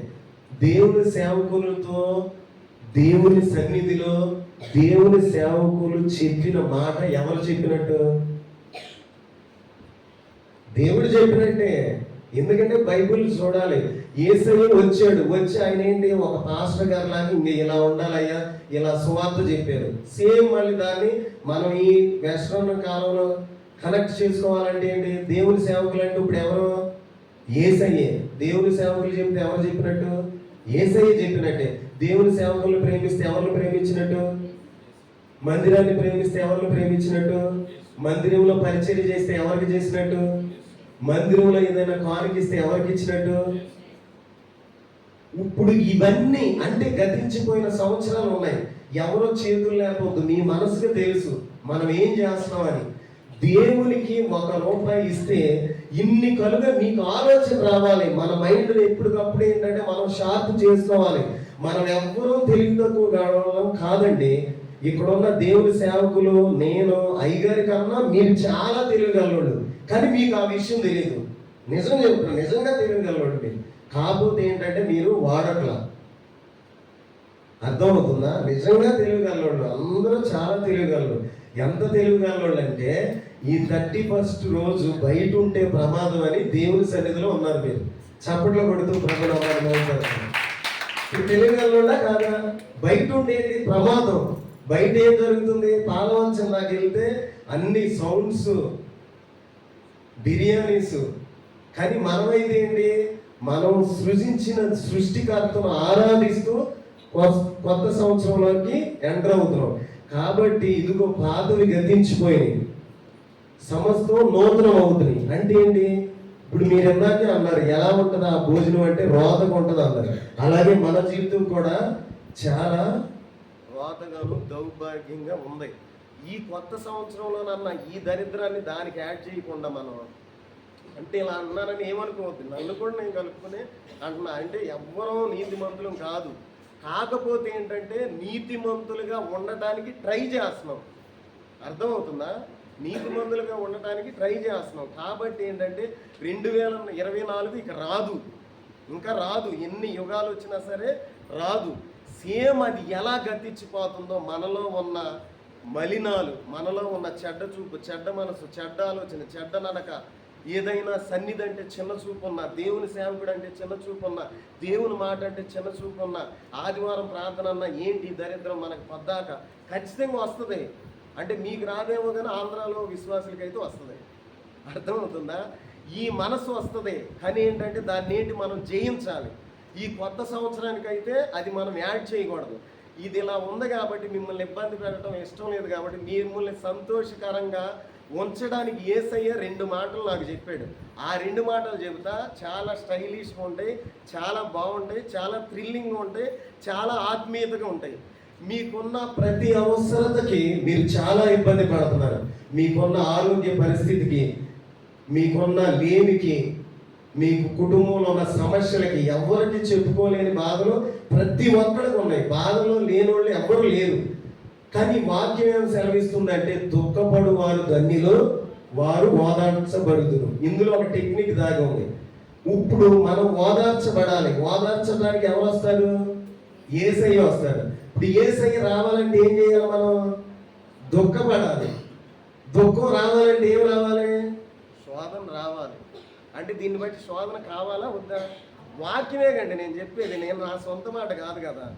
దుఃఖపడు వారు ధన్యులు, వారు ఓదార్చబడుదురు అన్నారు. దేని గురించి? ఇప్పుడు దేవుని సన్నిధికి వస్తూ ఉంటే బయలుదేరిందమ్మ భక్తురాలు, బయలుదేరాడయ్యా పరిశుద్ధుడు. ఇటువంటి మీకు జరగట్లేదా? ఏపీలోనైతే జరుగుతాయి. ఇలా జరిగినప్పుడు ఎవరి వల్ల నువ్వు దుఃఖం పొందుతున్నావు? ప్రభు వల్ల నీకు దుఃఖం వస్తుంది, ఏడ్చుకుంటూ వస్తున్నావు. కానీ ప్రభు ఏమంటున్నాడు? బాధపడమాకని ఆయన వచ్చి ఓదార్చుతున్నాడు. ఓదార్చడమే కాక ఏమంటున్నారు? నువ్వు ధన్యురాలివి, నువ్వు ధన్యుడివి అంటున్నాడు. ఇప్పుడు కాబట్టి మనకేంటి? బాధలు ఉండాలా వద్దా? బాధ వస్తే బోధ అర్థమైందండి. బాధ వస్తే బోధ అర్థమైంది. బాధ ఉంటే వాక్యం అర్థమైంది. బాధే లేదనుకో ఈ బోధే చాలా బాధగా ఉంటుంది. అర్థమవుతుందా మీకు? పెద్ద పెద్ద యొద్దు, చిన్న చిన్నయే మనం దాంట్లోనే బాగా బ్రీఫ్గా వెళ్ళి మనం ఆలోచించుకోవాలి. ఇప్పుడు యేసయ్య 2 సంతోషకరమైన మాటలు మీకు చెబుతా అన్నారు కదా. మనకున్న ప్రతి ఒక్క ప్రాబ్లం, చాలా మందికి డబ్బు కొరత, డబ్బు కావాలి, యేసయ్యను నమ్ముకున్నాం, ఏమి రాట్లా, ఏంటి పరిస్థితి అని. ప్రతి ఒక్కళ్ళకి డబ్బు కావాలంటే అందరికీ కాల్ చేస్తాం. మనం కాల్ చేస్తామా లేదా? మనకు తెలిసిన ప్రతి ఒక్కరిని అడుగుతాం ఏ సమస్య ఉన్నా. కానీ యేసయ్య కాల్ చేశారు ఎప్పుడన్నా? నంబర్ లేకుండా మేము ఎలా చేయము అన్నారు ఒక చర్చిలోనైతే. యేసయ్యకి కూడా ఫోన్ ఉందా అన్నారు. నిజంగా యేసయ్యకి ఫోన్ ఉంది అంటే ఇది జస్ట్ పోలిక మాత్రమే, దీన్ని చెడ్డగా తీసుకోవద్దు. యేసయ్యకి నిజంగానే ఫోన్ ఉంది, యేసయ్యకి నిజంగానే నంబర్స్ ఉన్నాయి. చూద్దామా నంబర్స్? 777. ఏ 777? 77. బాగుంది కదా నెంబరు, ఫ్యాన్సీ నెంబర్ అయింది కూడా. మత్తయి సువార్త 7వ అధ్యాయం 7వ వచనం. మత్తయి సువార్త 7వ అధ్యాయం 7వ వచనం. చాలండి. హలో, చెప్పమ్మా. ఏంటి? అడుగు, అడిగితే ఏమైంది? అడుగుడి మీకు ఇయ్యబడును. చదవండి. వెదకుడి మీకు దొరుకును, తట్టుడి మీకు తీయబడును, అడుగు ప్రతి వాడును పొందును. చాలండి. ఏమంటున్నాడు? అడగమంటున్నాడు. ఏం కావాలి నీకు? మనం చాలా మంది చేసి మిస్టేక్ ఏంటో చెప్పనా? మనకున్న ప్రాబ్లమ్స్ అన్ని వేరే వాళ్ళ దగ్గరికి వెళ్ళి వాళ్ళ చెవులు గురికేస్తాం. గురికేయటం వల్ల నువ్వంటే ఆటోమేటిక్గా వాళ్ళకి చాలా గౌరవం ఉంటుంది. నీ బలహీనతలన్నీ నాలుగు చేయటం వల్ల ఇన్ని రోజులు ఏదో అనుకున్నా కానీ ఒక్క డమ్మీ అనుకుంటాని ఆ బలహీనతలన్నీ ఆమె కనిపెట్టి నిన్ను ఆడుకుంటాం మొదలుపెట్టింది. అందుకే ప్రభు ఏమంటున్నాడు? సీక్రెట్గా నీకున్నది ఏంటో నన్ను అడుగయ్యా, అడుగమ్మా, అడుగు చెల్లి, అడుగు తమ్ముడు, అడుగు నాన్న, అడుగు తండ్రి అని అంటున్నాడు. అడిగితే ఏం చేస్తావయ్యా అని అంటే ఏమంటున్నాడు? అడగగానే ఇస్తానంటున్నాడు. తర్వాత ఏమంటున్నాడు? వెదుకు, నీకేం కావాలో వెదుకు, ఎదిగితే ఎక్కడ దొరుకుద్ది, తట్టుడి మీకు తీయబండు, తీసుకో. తర్వాత కింద చదువుదాం. వెదకు వారికి దొరుకును. ఎలా? వెదిగితే దొరికింది. అంటే ఏంటి? ఇప్పుడు మనం వెదకట్లా, అర్థమైందా లాజిక్? వెదకట్లా, వెదిగితే దొరికింది. ఎక్కడ వెదగాలి? మనం ఏం చేస్తున్నాం అంటే లోపల వెతుకుతున్నాం, కష్టపడుతున్నాం కానీ ఉపయోగం లేదు. ఎక్కడ వెతకాలి? మీ గోల్డ్ రింగ్ చర్చి గుమ్మం ముందు పడింది, మీరేమో చర్చిలోని ఇవన్నీ మొత్తం ఇవన్నీ దులిపి ఎదుగుతున్నారు. దొరికిద్దా? చర్చి గుమ్మం ముందు పడింది, మనం ఎక్కడ ఎదుగుతున్నాం? చర్చి లోన ఎదుగుతున్నాం. మనం వెతకాలి. తర్వాత కింద చదువుతాం. తట్టువానికి తీయబడును, మీలో ఏ మనుష్యుడైనను తన కుమారుడు తనని రొట్టెను అడిగిన ఎడల వానికి రాతినిచ్చున. చాలండి. మీకు చాలా మంది పిల్లలు ఉంటారు, చప్పట్లు కొడితే యేసయ్యనామాన్ని మహిమపడతాం. హల్లెలూయా. 2 చేతులు దగ్గరగా ప్రభునామాన్ని మహిమపడతాం. హల్లెలూయా, హల్లెలూయా, హల్లెలూయా, హల్లెలూయా. మీకు పిల్లలు ఏదైనా అడిగితే మీరేం రొట్టె అడిగారు అనుకో, రాత్రి ఇస్తారా? మీరు ఇవ్వరు కదా. ఆ కింద లైన్ చదవండి. చేపను అడిగితే పాముని ఇస్తారా? మీ అబ్బాయి మొబైల్ అడిగితే ఏమి ఇస్తున్నారు? మొబైల్ అడిగితే ఉండవాళ్ళు అయితే మొబైల్ అడిగితే మొబైల్ అడిగింది వాళ్ళు ఐఫోన్ ఇస్తున్నారు. అంటే వాళ్ళు అడిగింది ఈ రేంజ్ అయితే మీరు ఈ చర్చి దాటి పై టాప్ రేంజ్ ఇస్తున్నారు. అవును కదా. ఇంకా కింద చదవండి. మీరు చెడ్డవారై ఉండి మీ పిల్లలకు మంచి ఈవులను ఇయ్యనిరిగి ఉండగా పరలోకమందున్న మీ తండ్రి తన్ను అడుగు వారికి అంతకంటే ఎంతో నిశ్చయముగా మంచి ఈవులు ఇచ్చును. చప్పట్లు కొడుతూ ఏదైనా ఎంత బాగుందండి మాకు. అసలు అది రోజు చదువుతుంటే ఏంటంటే 1000 టన్నులు ఓల్డ్ ఏజ్ పెరిగినట్టు ఉంటుంది అనమాట. డైలీ మీరు చదువుకుంటే ఒకవేళ ఈ నంబర్ కూడా పని చేయట్లేదు అనుకుందాం, ఇంకో నంబర్కి వెళ్దామా 333 ఇర్మియా 33:3 ఇర్మియా 33:3 నాకు మొరపెట్టుము నేను నీకు ఉత్తరం ఇస్తాను, నీవు గ్రహింపలేని గొప్ప సంగతులను ఘోరమైన సంగతులను నేను నీకు తెలియజేతును. చాలండి. ఏమంటున్నాడు? నీకేం కావాలో నాకు మొరపెట్టు, ఇస్తానంటున్నాడా లేదా? ఇస్తాడంటానికి ప్రూఫ్ ఏంటి అంటే ఎంతమంది భక్తులకి ఇచ్చాడు ఆయన. తర్వాత అది చాలదనుకుంటే ఆయనే వచ్చి నిరూపించి వెళ్ళాడు. మరి అదంతా చదువుకోవడానికి నా దగ్గర ఏం లేదయ్యా అంటే ఆల్రెడీ ఇచ్చాడు కదా. ఏమి ఇచ్చాడు? బైబిల్ ఇచ్చాడు యేసయ్య.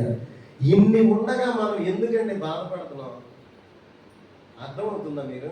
నాకైతే నిజంగా బండి మీద వస్తుంటే భయంకరమైన ఏడుపు వస్తుంది. మీరేమన్నా అనుకోండి. ఎందుకంటే యేసయ్య ఎంత మంచి దేవుడు అండి, ఎంత ప్రేమమయుడా. ఆల్రెడీ ఆయన రక్తాన్ని ఇచ్చి మనల్ని కొన్న యేసయ్య అది చాలక మనం ఎన్ని మిస్టేక్స్ చేసినా సరే యేసయ్య దగ్గర ఉన్న టెక్నిక్ ఏంటో తెలుసా? కోపపడుతూనే కోపించుతూనే వాత్సల్యం చూపించే దేవుడు. చప్పట్లు కొడుతూ ప్రభునామాన్ని మైంపడతాడు. మన దేవుడు ఎటువంటి దేవుడో తెలుసా? కోపం చూపిస్తాడు కానీ ఏం చేస్తాడు తెలుసా? ప్రేమ చూపిస్తాడు. ఆ కోపం ఏంటంటే తెలుసు, ఊరికినే చిన్నపిల్ల ముద్దు వస్తుంది అనుకో, ముద్దు తీరక గురికేసినట్టు ఏదో రకరకాలు చేస్తూ ఉంటాం. బాగా ముద్దుకున్న పిల్లల్ని ఇంకెలా అంటాం అంటే అది కొట్టడం కాదు, మనకి ముద్దు ఎక్కువయ్యి ముద్దు తీరక చేస్తారా లేదా? మీరు చేయరేమో, మరి చేస్తామా లేదా? మనకి బాగా చిన్నపిల్లలు క్యూట్గా ఉన్నప్పుడు ఏం చేస్తాం? బొగ్గ అలా గిల్లుతాం, ఇంకా గిచ్చేసినట్టు ఏదో ఒక్కొక్కరు ఒక స్టైల్ చేస్తూ ఉంటాం కదా. అలాగే ప్రభువుకు ఒక స్టైల్ ఉంది. ఏంటంటే కోపించుచూనే వాత్సల్యం చూపించే దేవుడు. ఎవరి దేవుడు? మనం నమ్ముకున్న దేవుడు. చప్పట్లు కొడుతూ ప్రభునామాన్ని మైంపడతాడు. ఈ నూతన సంవత్సరం మరికొద్ది క్షణాల్లో మనం నూతన సంవత్సరంలోకి ఎంటర్ అవబోతున్నాం. ఇప్పుడు మనం ఏం చేయాలి? ప్రతిదినం యేసయ్యని అడగాలి. మనకి ఏది కావాలో అది అడగాలి. ఇంకా మీకు హై రేంజ్ అదిరిపోయేది చెప్పాలంటే నువ్వు అడగటం కాదు, యేసయ్య నీకేం కావాలయ్యా అని అడిగే దమ్ము ఉందా ఎవరి దగ్గర అన్నా? అంటే మనకు కావాల్సినవి అడగటం కాదు, యేసయ్య నేను నీకు ఎలా కావాలయ్యా అంటే నేను నీకు ఎలా ఉపయోగపడాలయ్యా అంటే. ఇది ఏంటంటే ప్రతిదినం వాక్యాన్ని ఎవరైతే చదువుతారో, దశంభాగం గురించి తెలుసా మీకు? మామూలుగా ఏదో దశంభాగాలు అని తీస్తారు కదా, తెలుసా? కానుకలు దశంభాగం ఎలా తీస్తామో సమయం ఉంది కదా 24 గంటలు. ఆ 24 గంటల్లో మనం దశంభాగం తెవ్వాలి. తెవ్వటం అంటే ఆ గంటల్లో తీసుకొచ్చి అయ్యగారికి ఇవ్వటం కాదు. అర్థమైందా? 24 గంటల్లో మినిమం ఏంటంటే ఒక 2.5 గంటలన్నా ప్రభుతో గడపాలి. ప్రభుతో గడపడం అంటే ప్రపంచంలో అత్యధిక సులువైన పని ఏంటో తెలుసా? ప్రార్థన చేయటం. నా దృష్టిలోనైతే సేమ్ టైం ప్రపంచంలో ఏ పని అయినా చేయొచ్చు కానీ అతి కష్టమైన పని ఏంటో తెలుసా? ప్రార్థన చేయటం. ఎలాగయ్యారంటే ఊరికి నేను వెళ్ళిపోయి ఇప్పుడు ఆ అమ్మ కూర్చున్నట్టు అటు కూర్చుని మన గోడు చెప్పుకోవటమేనండి. ఇంక ఇలా జరిగింది, ఇలా అంటున్నారు, ఇలా ఉంది, అమ్మాయి ఫీజు కట్టాలి, ఏమి లేవయ్యా అని ఇలా చెప్పుకోవటానికి ఏమైంది? ఎందుకు? ప్రతి ఒక్కళ్ళకి చెప్పుకుంటాం, ప్రభువుకి చెప్పుకోవడానికి ఎందుకు సిగ్గుపడుతున్నాం మనం? బయట ఎలా పడితే అలా జీవించడానికి సిగ్గేయదు, ఎలా పడితే అలా మాట్లాడడానికి సిగ్గుగా అనిపించదు. మీకు కాదులేండి, కొంతమందికి ఎలా పడితే అలా చూడటానికి సిగ్గు అనిపించదు, ఎలా పడితే అలా నడవడానికి సిగ్గు అనిపించదు. కానీ నిన్ను పుట్టించిన ఆయన నిన్ను ఏమంటున్నాడు తెలుసా? ఆయన నిన్ను ఎత్తుకుని ముద్దాడతా అన్నాడు. ఎప్పటి వరకే? ముదిమి వచ్చు వరకు. అంటే ఇందులో కూడా ఒక లాజిక్ ఉంది చెప్పనా? ముదిమి వచ్చు వరకు ఎత్తుకొని నిన్ను ముద్దాడు వాడను నేనే. ఇది తెలుసు, ఇందులో ఏముంది అని అనుకుంటున్నాను. ఇప్పుడు చర్చిలో ఒక క్యూట్గా ఉన్న చిన్న బొద్దుగా ఉన్న రెడ్డగా ఉన్న పాప వస్తే అందరు ఎవరి పాపమ్మ అంటే అయ్యగారు వాళ్ళ పాపమ్మ అంటే ఇమ్మో ఎంత చక్కని అయ్యగారికి ఎలా పుట్టిందమ్మ ఎంత అమ్మగట్టి అని రకరకాల స్టైల్లో అనుకుంటా వచ్చి ముద్దాడుతూ ఉంటారు. సేమ్ టైం వేరే ఇప్పుడు మా అమ్మగారే ఉన్నారు, బాగా ముసలితనం వచ్చేసి ఎలా అంటే కాళ్ళు చేతులు రసిగారిపోత తలలో పురుగులు పెట్టి ఉన్నాయి, చేతులకి అంతా గజ్జి ఉంది. మా అమ్మగారి ఇలా ఉంది, బయట కూర్చోబెట్టారు. ఆవిడ అలా కూర్చోంటే భయంకరమైన దుర్వాసన వస్తుంది, చూస్తుంటేనే నెల రోజులు అన్నం తినలేము అనిపిస్తుంది. ఇలా ఉన్నప్పుడు ఎవరైనా ఊరుకుంటావా? అలా ఉన్నా నిన్ను ముద్దాడతాను అంటున్నాడు యేసయ్య. చప్పట్లు కొడుతూ ప్రభునామాన్ని. ఆ లైన్ అర్థం అది, ఆ లైన్ అర్థం అదే అండి. ముదిమి వచ్చు వరకు నిన్ను ఎత్తుకుని ముద్దాడువాడు నేనంటే దాని ఒరిజినల్ అర్థం అయితే అది. నిజంగా మీకు ఆ అర్థమైతే బిగ్గరగా చప్పట్లు కొడుతూ ప్రభునామాన్ని నడుపుతాడు. హల్లెలూయా, హల్లెలూయా, హల్లెలూయా. అటువంటి గొప్ప దేవుడు అండి. నీళ్లను మూటగా కట్టిన దేవుడు, నీళ్లపై నడిచిన దేవుడు, నీటితో గోడలు కట్టిన దేవుడు, చనిపోయిన లాజరును లేపిన దేవుడు, కుష్టి రోగులను బాగుపరిచిన దేవుడు, చనిపోయిన వారిని బ్రతికించిన దేవుణ్ణి నమ్ముకున్న ముద్దు బిడ్డలండి మీరు. అటువంటి ఆయన్ని ప్రతిదినం మనం గడుపుతుంటే ఎలా ఫీల్ అవ్వాలి? అసలు పిచ్చికి గంతులు వేస్తా ఎగ్జైట్మెంట్తో ఇదైపోవాలి. కానీ మనకి ఎలా ఉంటుందో తెలుసా? బాగా ఆకలిస్తే చికెన్ కర్రీ అనుకో, అబ్బా చికెన్ కర్రీ అని భలే ఎగురుతాం. మంచి డ్రెస్ అనుకో, శారీ అనుకో, లేదా మంచి ప్యాంట్ అనుకో, అప్పుడు ఎగ్జైట్మెంట్ అవుతాం. అప్పుడు అవ్వకపోయినా పర్లా, అప్పుడు ఫీల్ అవ్వకపోయినా పర్లా. ఇప్పుడు నా షర్ట్ ప్యూర్ వైట్గా ఉంది, కింద బ్లాక్ వేసా, కింద కూడా వైట్ వేయమని అందరూ అడుగుతున్నారు. కానీ నేను ఇట్లా ఎందుకో చెప్పనా? ఫస్ట్ నా జీవితం ఎలా ఉంటే యేసయ్యని నమ్మాక ఇలా అయ్యింది. చప్పట్లు కొడుతూ ప్రభునామాన్ని. ఫస్ట్ ఎలా ఉందో నేను బ్లాక్, యేసయ్యని నమ్మాక వైట్. మనకి వస్త్రాలు తెల్లగా లేకపోయినా పర్లేదు, కానీ లోపల హృదయం మాత్రం తెల్లగా ఉండాలి. అదే యేసయ్య నిన్ను కోరుకునేది. చప్పట్లు కొడుతూ ప్రభునామాన్ని. హల్లెలూయా. నిన్ను స్వస్థపరచు యెహోవాను నేనే. ఒకవేళ మనకి బాగా హెల్త్ ప్రాబ్లమ్స్ ఉన్నాయి, ఏమంటున్నాడు ప్రభు? నిన్ను స్వస్థపరచు యెహోవాను నేనే అన్నాడు. ఇందాకేమన్నాడు? ఒకవేళ ఎవరు లేరు, నేనే ఉన్నా, నాకెవరు లేరు, తల్లి లేదు, తండ్రి లేదు, అక్క లేదు, చెల్లి లేదు, అన్నయ్య లేడు, తమ్ముడు లేరు, రక్త సంబంధం లేరు. ఒకరి తల్లి వానిని ఆదరించినట్లు నేను నిన్ను ఆదరిస్తా అన్నాడు. ఇంత గొప్ప దేవుడిని మనం నమ్ముకున్నామండి. ఎంత మంచిగా ఆయన్ని స్తుతించాలి. ఈ 2024 ఎలా గతించిపోయిందో అలాగే మనలో ఉన్న ప్రతి ఒక్క మిస్టేక్ను విడిచిపెట్టేసి నూతనంగా ఆయన ఏం చెప్పాడు? ఆయన్ని స్తుతించే విధంగా, ఆయన్ని అడిగే విధంగా మనం మాత్రం అందరం మోకరిద్దాం. హల్లెలూయా. దేవునికి స్తోత్రం. యేసయ్యా నీకే స్తోత్రాలు నాయన. అయ్యా ఎంతో మంది నాయన ప్రభా ఈ దినాన్ని చూడలేకపోయారు నాయన. అందరూ ప్రార్థిద్దామా?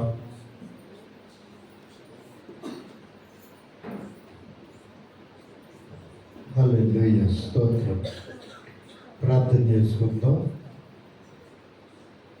సర్వశక్తివంతుడ, సృష్టికర్తమైన మా తండ్రి, ఈ సమయంలో మీ బిడ్డలు మీ సంగతులు మీ నామాన్ని బట్టి నాయన జరిగిన సంవత్సరం అంతా కాసి కాపాడినందుకు మిమ్మల్ని వేడుకుంటూ ప్రార్థిస్తున్నాను నాయన. మీకు తెలియనిదంటే సమస్తం మీకు తెలుసు. ప్రతి వారిని పరిశీలించేవాడు నీవే, ఆశ్చర్యకరం చేసేవాడు నీవే. నమ్మిన వారిని ఎంత మాత్రమును తోసివేయనన్నావు. ఇక్కడ మీ బిడ్డల ప్రార్థన మీరు ఆలకించండి. మీ కృప మా అందరిపై ఇచ్చి జరిగిన సంవత్సరములన్నీ కాసి కాపాడారు. ఈ 2024 సంవత్సరం అంతా మీ కృపలో మమ్మల్ని అందరినీ మీరు బలపరిచి భద్రపరిచి మీ నామ మహిమతో జీవింపజేశారు. మీకే వందనాలు. ఎన్నో శ్రమలు వచ్చినప్పుడు, బలహీనతలు వచ్చినప్పుడు, బాధలు వచ్చినప్పుడు మీ నామ మహిమత్వం బిడ్డలందరినీ మీరు ఆదరించి కాపాడినందుకు మీకు వందనాలు చెల్లిస్తున్నాను. ఒక్క దినము మీ సన్నిధిలో కనిపించకపోతే ఈ దినాలు ప్రతిఫలం వారు పోగొట్టుకున్నారని మీ లేఖనం ద్వారా మీరు తెలియజేశారు. కానీ మీ దృష్టిలో అయితే మీరు తెలియజేసిన మాటను బట్టి మీకే వందనాలు. 1000 సంవత్సరములు నాయన నిన్నటి వలె ఉన్నవని పేతురు పత్రిక మీరు రాయించి ఉంచారు. మానవులైతే ప్రభు కొద్ది రోజులు భూమి మీద జీవించే జీవితాలు, అందరిని పుట్టించిన వాడు నీవే, రక్షించడానికి లోకానికి వచ్చిన తండ్రి, మీకే మహిమ కలిగిన ప్రభు. మీ ఆశీర్వాదం ఉన్నాయన మీ బిడ్డలందరిపై ఉంచండి, అలాగే గ్రామంతటిపై ఉంచండి. ప్రతి వారికి మారు మనసు రక్షణ దయచేయండి. మీకు ఇష్టమైతే మిమ్మల్ని ఆరాధించడానికి మీ బిడ్డలు మీ సన్ని మీరే నడిపించండి. మీ కృపలో మమ్మల్ని అందరినీ మీరు బలపరిచారు, భద్రపరిచారు. మీకే వందనాలు. ఇంతవరకు నేను మీ దాసుని మీరు నిలబెట్టుకుని కొన్ని మాటలు మీరే మాతో మాట్లాడారు. మీకే మహిమ కలుగు ప్రభు. మీ ఆశీర్వాదం మీ సందోళన వీళ్ళందరిపై ఉంచండి. అడుగుడి మీకు ఇయ్యబడినన్నావు, వెదుకుడి దొరుకునన్నావు, తట్టుడి మీకు తీయబడినన్నావు తండ్రి. నాయన ఎవరైతే మీ మాటను చప్పుగా మిమ్మల్ని అడిగేవారిగా ఉంటారో వారికి సహాయం చేసే దేవుడు నీవే అన్నావు. మీ చిత్త ప్రకారంగా మరో సంవత్సరం మమ్మల్ని మీరు ప్రవేశపెడుతున్నందుకు మీకు వందనాలు చెల్లిస్తున్నాం. మీకే వందనాలు, మీకే స్తుతులు, మీకే స్తోత్రాలు. స్తోత్రం స్తోత్రం స్తోత్రం స్తోత్రం. లోకమంతా వెలుగైన మా తండ్రి, సృష్టికర్త మీకే మహిమనైన, మీకే ఘనత. అందరినీ ప్రభావం చేసేవాడు నీవే తండ్రి. మీ ఆత్మను మీ బిడ్డలపై కుమ్మరించండి. మీ కృప కలిగిన నేస్తం మీ బిడ్డలపై ఉంచండి. మీ ఆత్మతో నీకు నడిపించేవాడు నీవే. అడుగుడి మీకు ఇవ్వడనన్నావు తండ్రి. మిమ్మల్ని చూచే పనులు మీ బిడ్డలకు దయచేయండి. హృదయ శుద్ధి గల వారు ధన్యుల వారు దేవుడు చూచెదరు అన్నావు తండ్రి. మీ మాట జీవం కలిగినది, బలమైనది, విలువైనది, ప్రయోజనకరంగా ఎవరు నమ్మితే వారికి ఉంటుందని మీకు తెలియజేశారు. కానీ మీ కృప కలిగిన నేస్తం మీ బిడ్డలపై ఉంచండి. వారిలో ఆత్మనేత్రాలు తెరవజేసేవాడు నీవే, హృదయాన్ని పరిశీలించేవాడు నీవే అన్నావు. ఈ సమయంలో ఇక్కడ మీరుండండి. మీ కాపుదల మీ బిడ్డలపై ఉంచండి. మా అందరితో మీరు మాట్లాడండి. మీ మాట బలమైనది నాయన. అడుగుడి మీకు ఇవ్వడునన్నావు. మీ మాటకి ఎదురు చెప్పేవారు ఎవ్వరూ నిలవలేరు తండ్రి. ఈ సమయంలో మీ కాపుదల మీ సందులో మీ బిడ్డలపై నుంచి కాపాడి ఉన్నందుకు మీకే వందనాలు, మీకే స్తుతులు స్తోత్రాలు చెల్లిస్తున్నాం. మీ నామ మహిమాత్మై మమ్మల్ని అందరూ మీరు జీవింపజేస్తూ దాన్ని మీ కృపలో భద్రపరిచి మరో సంవత్సరం మమ్మల్ని మీరు ప్రవేశపెట్టినందుకు మీకు వందనాలు చెల్లిస్తున్నాం.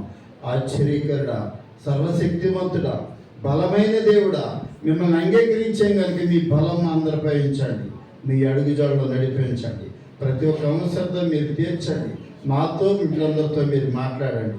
దాన్ని మీ బిడ్డలు ఏమడుగున్నారో మీకు తెలుసాయా. అందరినీ చూస్తున్నవాడు నీవే, అందరినీ ప్రేమిస్తున్నవాడు నీవే. శాంతి స్వరూపి మీకే వందనాలు.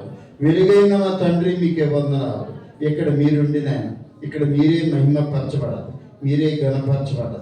మీ నామ మహిమ మమ్మల్ని అందరినీ మీరు జీవింపజేసి నడిపించమని, గొప్ప మేలులు చేయమని యేసయ్య నామంలో అడిగి వేడుకొనుచున్నాం తండ్రి. ఆమేన్. హల్లెలూయా, స్తోత్రం. అందరికీ హ్యాపీ న్యూ ఇయర్. 2025వ సంవత్సరం ప్రభువు మనల్ని ప్రవేశపెట్టాడు కనుక ఆయన నామాన్ని బట్టి అందరికీ హ్యాపీ న్యూ ఇయర్.